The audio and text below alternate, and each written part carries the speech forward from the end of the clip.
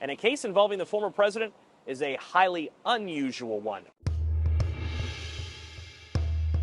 Well, we don't know when former President Donald Trump will be back at this federal courthouse in Miami. South Florida is known as having what's known as a rocket docket, the speed in which cases in South Florida move through the system and quickly move to trial, although that is for usual cases. And a case involving the former president is a highly unusual one. Former President Trump's attorney, Todd Blanche, saying in court Tuesday, "We most certainly enter a plea of not guilty." The former president was not required to take a mugshot. The court uploaded an existing one. He was also not forced to turn over his passport. That sometimes happens in federal cases. There are no restrictions on international travel for Mr. Trump or any firearms. The only real restriction, Mr. Trump was told by the judge that he could not speak with any potential witness in the case about the facts of this case. As far as what's next for Mr. Trump in this case, we know that Mr. Trump's co-defendant, Walt Nauta, is set to be back here in federal court later this month to enter his plea. Remember, this is just one case in Miami. A trial in New York City is set for late March. In that indictment, which focuses on alleged falsifying of business records,